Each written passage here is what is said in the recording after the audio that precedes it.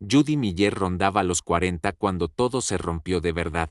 Y ese detalle pesa porque a esa edad ya no se tiene paciencia para el teatro corporativo ni energía para mendigar respeto. Llevaba 22 años trabajando en Arcadia Freight Systems, una empresa de transporte y logística que había crecido hasta volverse intocable en su región. Lo curioso era que, si alguien entraba al edificio, jamás vería a Judy en un mural de líderes, ni en una foto con sonrisas de brochure. Ella estaba en un cubículo del pasillo B, pegado al archivo muerto y a un aire acondicionado que sonaba como una tetera vieja a punto de explotar. Un lugar sin glamour, con luz blanca que siempre parecía demasiado fría, pero Arcadia respiraba por ese cubículo. Judy era la guardiana de los contratos estratégicos, la persona autorizada a firmar ante puertos y sindicatos, la que redactaba cláusulas de continuidad operativa, la que sostenía la confianza con proveedores que no creían en marcas,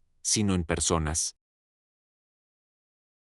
No era la jefa, era el sistema nervioso de la empresa, invisible hasta que deja de funcionar. Su rutina era aburrida para quien no entendiera logística, pero por dentro era una guerra silenciosa permanente. Judy tenía un cuaderno gastado con pestañas de colores, no por estética, sino por supervivencia, donde cada pestaña era un riesgo: puerto, sindicato, ASMAT, farmacéutico, combustible, contingencia. En la computadora, su escritorio era tan limpio que parecía clínico, porque odiaba el ruido visual, solo fechas de renovación, ventanas de revalidación, números directos de gente que no estaba en ningún organigrama oficial. Incluso tenía un gesto raro: antes de entrar a reuniones difíciles, pasaba los dedos por su credencial como si recordara al cuerpo que era trabajo, no un ataque personal, aunque muchas veces lo era, y el problema empezó a crecer el día que el fundador anunció su retiro y entregó Arcadia a su hijo,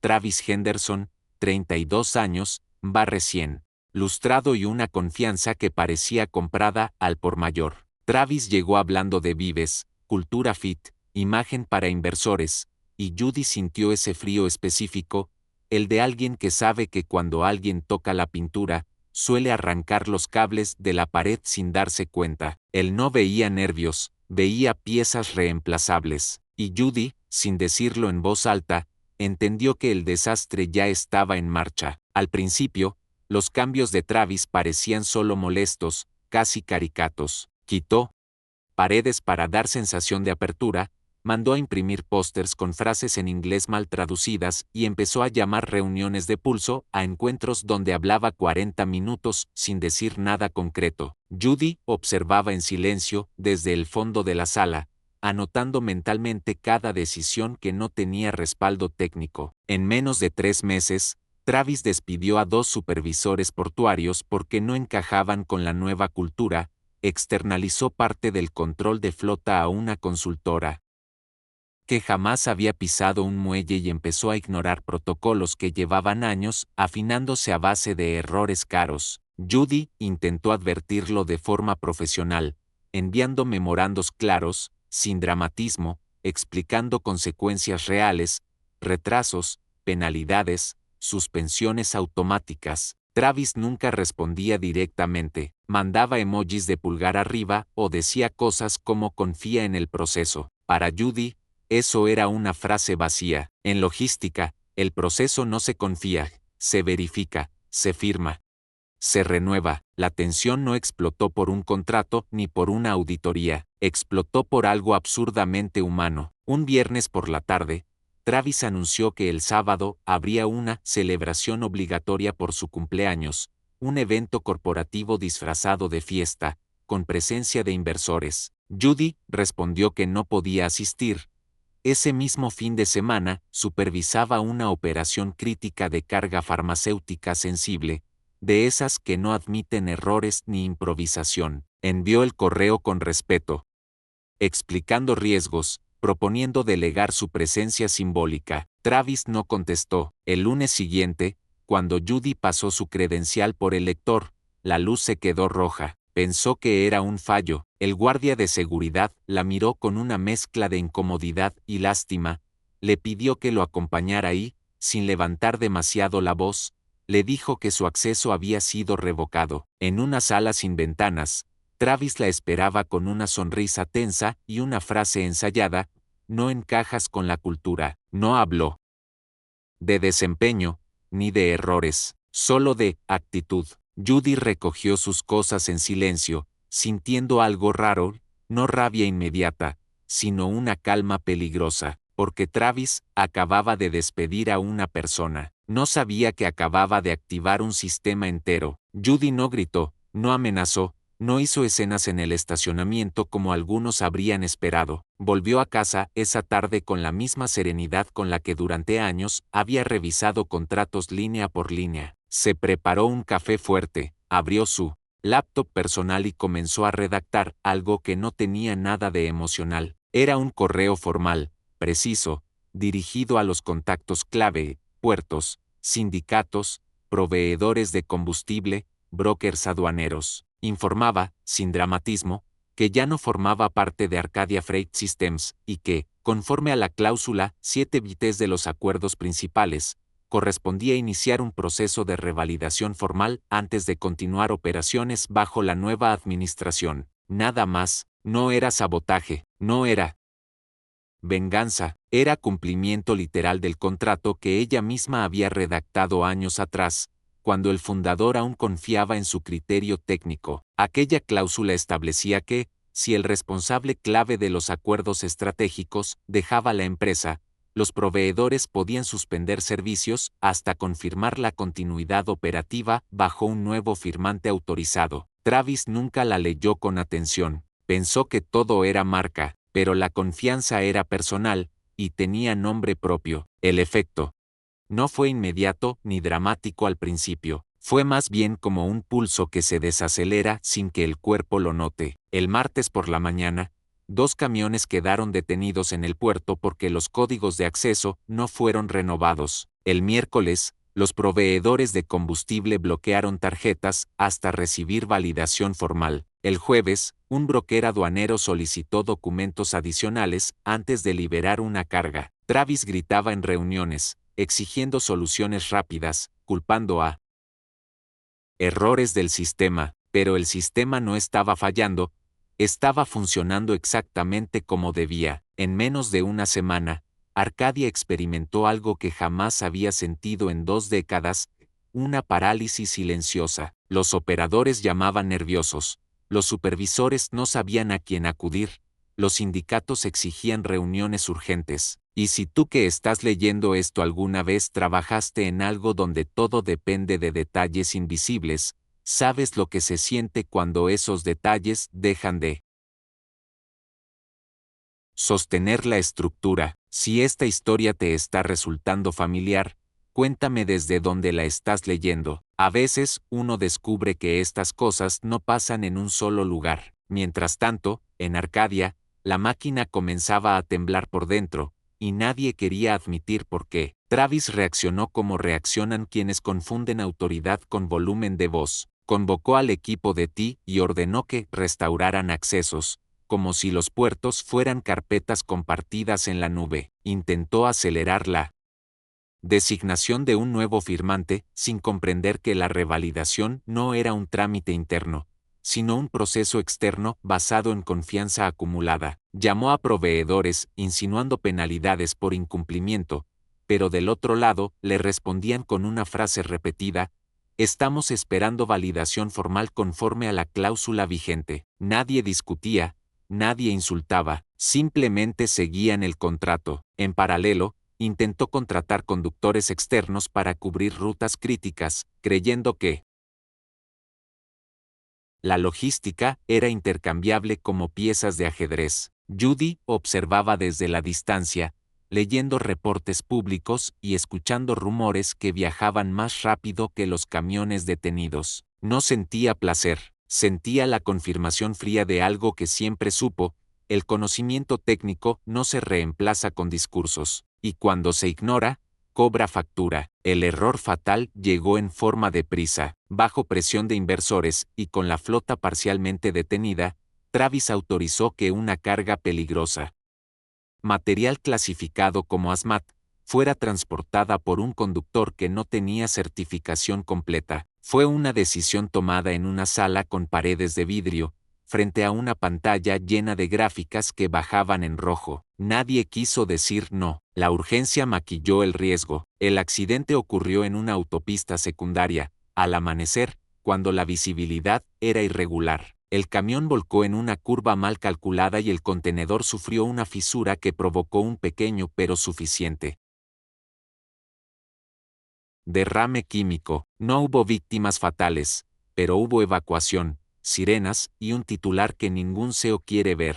El Departamento de Transporte intervino de inmediato. Lo que era un caos logístico se convirtió en investigación federal. Y si estás llegando hasta aquí y esta historia te parece una exageración, compártela con alguien que crea que la incompetencia solo cuesta dinero. A veces cuesta mucho más. En Arcadia, el problema ya no era reputacional, era legal. Cuando el Departamento de Transporte suspendió temporalmente parte de la flota de Arcadia, el edificio que antes vibraba con teléfonos y radios empezó a sentirse como una sala de espera. Las pantallas seguían encendidas, pero los mapas de rutas mostraban más espacios en blanco que líneas en movimiento. Inversores comenzaron a llamar con tono contenido, ese tono que precede a la retirada. El fundador, ya retirado, apareció en el estacionamiento un martes gris, sin previo aviso, caminando más lento de lo habitual, como si el peso no fuera solo físico. Travis intentaba sostener reuniones maratónicas, culpando a circunstancias externas, pero nadie podía explicar por qué tantos procesos dependían de una sola persona a la que habían despedido por cultura. Judy, desde su cocina, veía las noticias locales y sentía una mezcla difícil de nombrar. No era satisfacción, tampoco tristeza. Era una confirmación amarga de que lo invisible siempre parece exagerado, hasta que desaparece. Fue entonces cuando Judy hizo algo que llevaba días considerando con frialdad estratégica. Solicitó una reunión discreta con Global Logistics Corp., el principal competidor regional de Arcadia. No pidió un salario más alto ni un título rimbombante. Propuso algo mucho más concreto: trasladar sus relaciones estratégicas, reestructurar los contratos bajo una nueva división autónoma y garantizar continuidad operativa real. No prometió milagros, prometió método. Global escuchó con atención porque conocían su nombre, aunque nunca hubiera estado en una campaña publicitaria. En menos de 2 semanas, mientras Arcadia intentaba apagar incendios regulatorios, el 60% del volumen más sensible comenzó a migrar hacia Global. No fue una fuga dramática,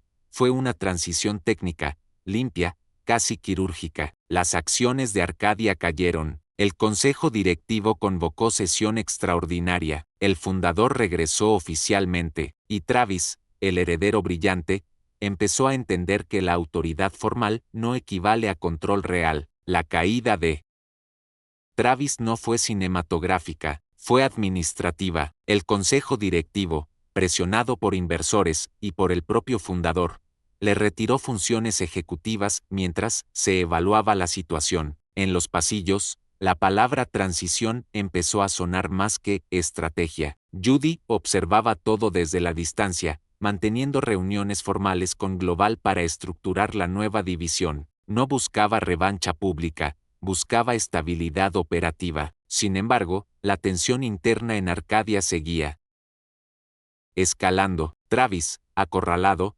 decidió enviar un correo masivo a todos los empleados defendiendo su gestión y culpando a antiguas prácticas tóxicas por el colapso. El tono era acusatorio, casi desesperado. Lo que no sabía era que, en su prisa por justificar cada gasto y cada decisión, adjuntó una planilla financiera que no estaba destinada a circular. Una hoja de cálculo sin filtros, con movimientos que no cuadraban. En cuestión de horas, esa planilla comenzó a moverse entre supervisores y contadores como pólvora digital. Los números revelaban algo más grave que incompetencia: transferencias irregulares, uso de fondos corporativos para gastos personales, movimientos sospechosos en el fondo de pensión de los conductores. La historia cambió de eje. Ya no se trataba solo de mala gestión ni de orgullo herido, era posible corrupción. El departamento legal de Arcadia, que hasta ese momento había intentado contener daños, notificó a las autoridades correspondientes. La investigación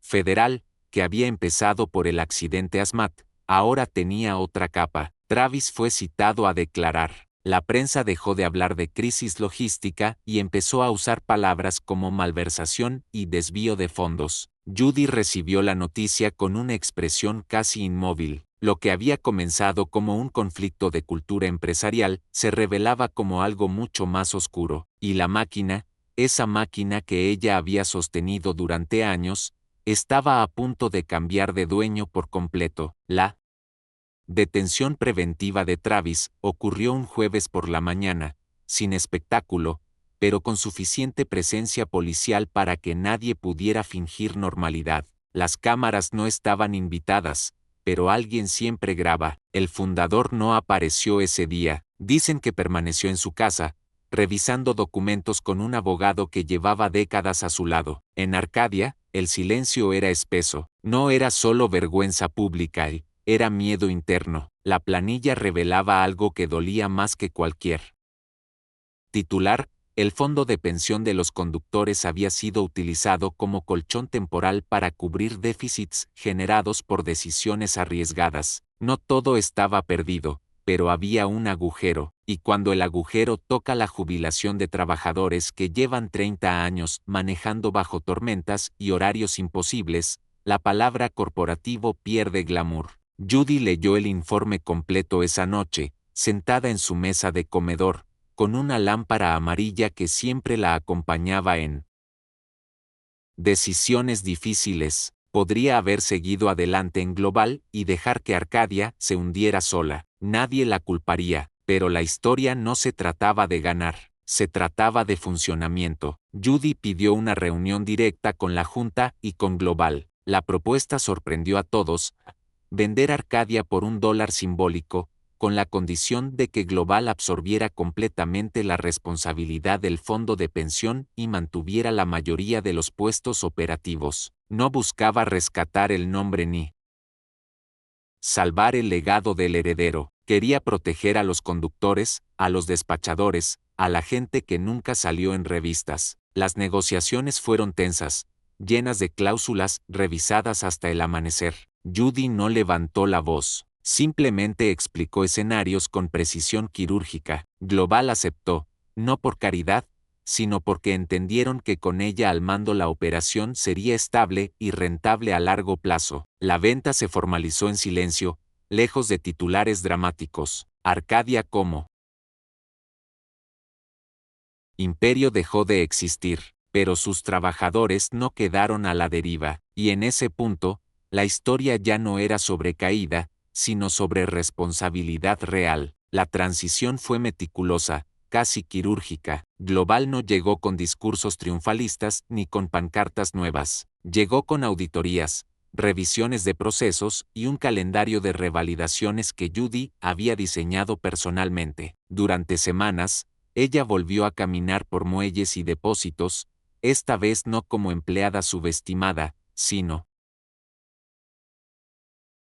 como líder técnica reconocida. Los conductores la saludaban con esa mezcla de respeto y alivio que solo se tiene por alguien que entiende el oficio. Algunos no sabían todos los detalles financieros, pero sabían que sus jubilaciones no desaparecerían. Judy se reunió uno por uno con los supervisores clave, revisando rutas, certificaciones, protocolos de seguridad. No había euforia en su rostro, solo concentración. Era como si la máquina hubiera sido desmontada pieza por pieza y ahora ella estuviera asegurándose de que cada engranaje volviera a girar sin fricción innecesaria. Un mes después, recibió una carta enviada desde la prisión preventiva donde Travis aguardaba juicio. No era larga, pero estaba cargada de resentimiento. La acusaba indirectamente de haber destruido la empresa, de haber orquestado una caída calculada. Judy la leyó sin cambiar de expresión. Luego caminó hasta la trituradora de papel de su nueva oficina, una oficina con ventanas amplias que daban al patio de carga, y dejó que la hoja se convirtiera en tiras blancas irreconocibles. No buscaba venganza ni absolución moral. Lo que la movía nunca fue el ego, era el funcionamiento. Sabía que la corrupción no había nacido el día del accidente, solo había quedado expuesta. Travis enfrentaría un proceso legal que seguiría su curso. El fundador se retiró definitivamente, esta vez sin discursos públicos, y Judy, por primera vez en 22 años, tenía un cargo ejecutivo real, con autoridad formal que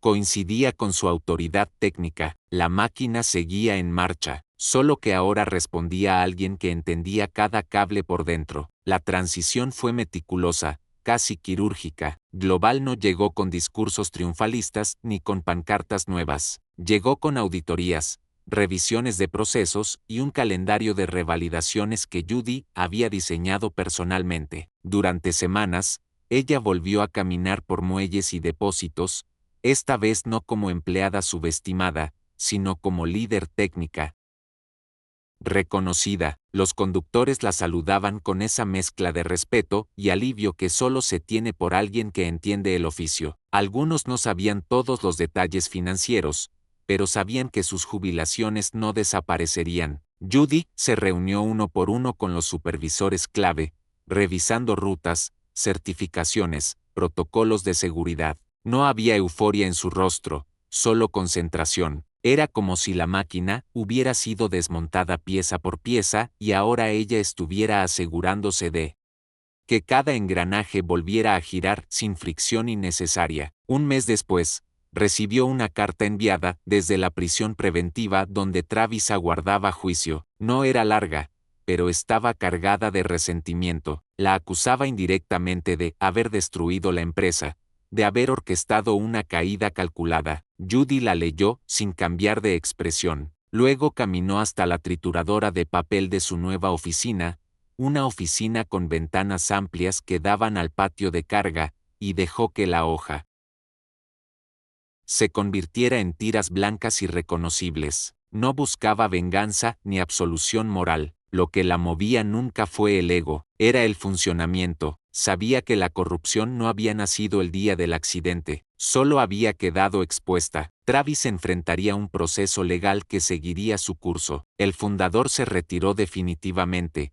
esta vez sin discursos públicos, y Judy, por primera vez en 22 años, tenía un cargo ejecutivo real, con autoridad formal que coincidía con su autoridad técnica. La máquina seguía en marcha, solo que ahora respondía a alguien que entendía cada cable por dentro. Con el paso de los meses, el caso judicial avanzó con la lentitud habitual de todo proceso complejo. Las auditorías confirmaron lo que la planilla había insinuado.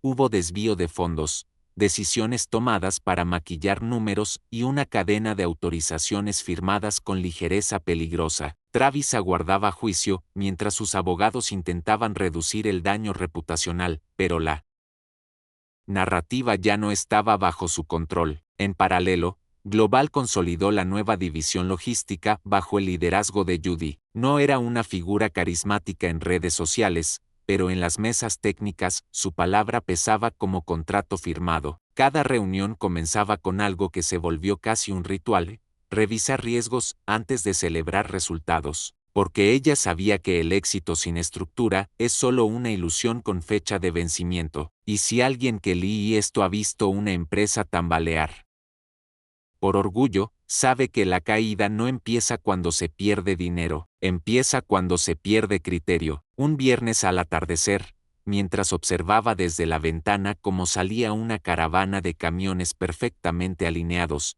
Judy sintió algo que no había sentido en mucho tiempo: tranquilidad sin tensión escondida. No era triunfo ni revancha, era estabilidad. Había destruido un imperio heredado, sí, pero había preservado a quienes realmente sostenían la operación. Algunos ex empleados de Arcadia todavía le escribían agradeciendo en mensajes cortos, sin dramatismo, diciendo simplemente: gracias por no dejarnos caer. Ella respondía siempre igual: solo hice lo correcto, y en el fondo sabía que la historia no era sobre ella contra Travis, era sobre sistema contra ego, método contra espectáculo. Si esta experiencia te hizo pensar en alguien que confunde autoridad con ruido, compártela. A veces las historias más técnicas esconden lecciones humanas profundas. Judy no buscaba aplausos. Buscaba funcionamiento, y la máquina seguía, ahora con menos brillo superficial, pero con raíces más firmes que nunca. Con el tiempo, los titulares dejaron de mencionar a Arcadia como escándalo y empezaron a hablar de reestructuración exitosa bajo nueva dirección. Judy nunca pidió que su nombre apareciera en esas notas, pero inevitablemente comenzó a ser citada como referencia en foros de logística y compliance. Lo curioso es que, incluso con un cargo ejecutivo, su forma de trabajar no cambió demasiado. Seguía llegando temprano, revisando renovaciones antes de que nadie se lo pidiera y manteniendo ese cuaderno con pestañas de colores, ahora un poco más grueso. La diferencia era sutil pero profunda. Ya no tenía que convencer a nadie de que el riesgo existía. Su autoridad formal por fin coincidía con la autoridad real que siempre había tenido, y en esa coherencia encontró algo parecido a justicia, aunque nunca usara esa palabra en voz alta. A veces, en reuniones estratégicas con inversores, alguien le preguntaba cómo había logrado dar la vuelta a una crisis tan compleja. Ella respondía sin dramatismo: no di la vuelta a nada, solo respeté lo que ya estaba escrito, porque, al final, todo había estado ahí, en contratos que casi nadie leía completos, en cláusulas redactadas con precisión años atrás, en advertencias ignoradas por arrogancia. La lección no era épica, era técnica. El poder invisible de la competencia silenciosa puede sostener estructuras enormes, o puede dejarlas caer si se la desprecia. Judy no se convirtió en heroína pública, se convirtió en garantía de funcionamiento, y eso, para alguien que siempre creyó que la logística es el arte de que las cosas lleguen a su destino sin que nadie note el proceso, era suficiente. Sin embargo, lo que casi nadie vio fue el desgaste personal que quedó después de todo aquello. Durante años, Judy había contenido decisiones ajenas, errores potenciales, crisis evitadas antes de que explotaran. Cuando finalmente asumió el mando formal, el cuerpo le pasó factura. Hubo noches en las que despertaba pensando en rutas alternativas que ya no existían o en llamadas que ya no tenía que responder. Era como si su mente hubiera estado tanto tiempo en modo contingencia que le costara aceptar la estabilidad. Pero poco a poco empezó a aprender algo nuevo: delegar sin perder control, confiar sin bajar la guardia. Descubrió que liderar no significaba hacerlo todo, sino garantizar que cada pieza supiera su función. Y esa transición interna fue más compleja que cualquier negociación de contratos. Meses después del juicio, cuando Travis recibió sentencia por malversación y fraude corporativo, Judy no sintió alivio ni celebración, sintió cierre. La justicia siguió su curso, como debía. El fundador nunca volvió a aparecer públicamente y el apellido Henderson dejó de tener peso en la industria. En cambio, la división que Judy estructuró se convirtió en referencia de buenas prácticas en compliance logístico. Lo irónico es que, si alguien la veía caminando por el depósito con casco y carpeta bajo el brazo, seguía pareciendo la misma mujer del cubículo del pasillo barrio. La diferencia estaba en los detalles invisibles. Ahora las decisiones pasaban por ella con legitimidad, y esa legitimidad no venía de un título, sino de 22 años de conocimiento acumulado que nadie supo valorar hasta que faltó. Un día, mientras revisaba la renovación anual de los acuerdos con el sindicato portuario, Judy se detuvo unos segundos mirando su firma al pie del documento. No era una rúbrica elegante ni llamativa, era simple, firme, casi discreta, pero detrás de esa tinta había décadas de trabajo silencioso. Recordó el momento en que fue escoltada fuera del edificio con la credencial desactivada y se dio cuenta de algo que en ese entonces no había podido procesar: la humillación no fue el final, fue el punto de partida. A veces el poder no se demuestra gritando, sino esperando a que el sistema revele quién realmente lo sostiene. Judy entendió que lo que había defendido no era su ego, sino la estructura que protegía a cientos de familias que dependían de esa operación. Esa conciencia cambió también la forma en que elegía a sus propios líderes intermedios. No buscaba carisma vacío ni discursos brillantes, buscaba criterio, personas que supieran decir no cuando fuera necesario, aunque incomodara. Implementó protocolos donde ningún proceso crítico dependiera de una sola persona, incluyendo ella misma. La lección era clara. El sistema debía ser fuerte, incluso sin su presencia. Irónicamente, lo que la había hecho indispensable fue precisamente la concentración de confianza en su figura. Ahora quería lo contrario: distribuir conocimiento, documentar procedimientos, formar sucesores reales. Porque si algo había aprendido es que la autoridad verdadera no teme a la continuidad. Y eso transformó la cultura interna de una manera más profunda que cualquier póster motivacional. Con el paso de los años, la historia de Arcadia se convirtió en una especie de caso de estudio en seminarios cuando la competencia técnica fue tratada como accesorio y no como estructura. Judy, desde su despacho que ahora daba directamente al patio de carga, a veces escuchaba el sonido constante de los motores arrancando y pensaba que ese ruido era más honesto que cualquier discurso corporativo. Los motores no mienten, o funcionan, o no. En una reunión anual con todos los equipos operativos,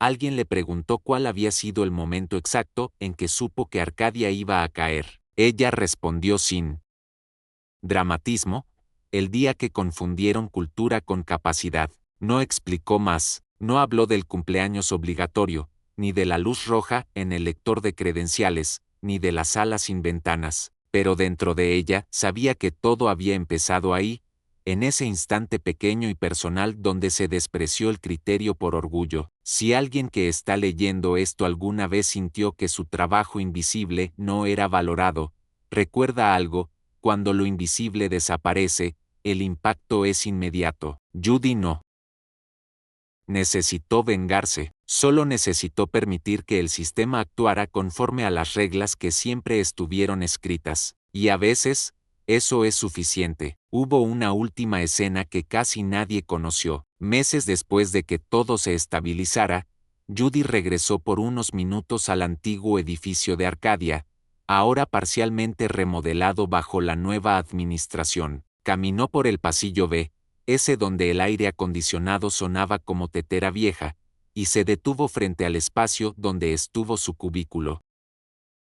Durante más de 2 décadas, el panel divisorio ya no era el mismo, la alfombra había sido cambiada, pero el eco del lugar seguía ahí. No sintió nostalgia, sintió claridad, entendió que no era el espacio lo que le daba poder, ni el cargo, ni el apellido del dueño, era el conocimiento acumulado, la coherencia entre lo que sabía y lo que hacía. Se dio cuenta de que, si aquel lunes la hubieran tratado con respeto, probablemente todo habría seguido igual, y tal vez la corrupción habría permanecido oculta. A veces la injusticia acelera verdades que de otro modo tardarían años en salir a la luz. Hoy, cuando alguien le pregunta si valió la pena enfrentar esa tormenta, Judy no responde con épica, dice algo mucho más simple: valió la pena porque funcionó. Travis aguarda aún las últimas resoluciones judiciales.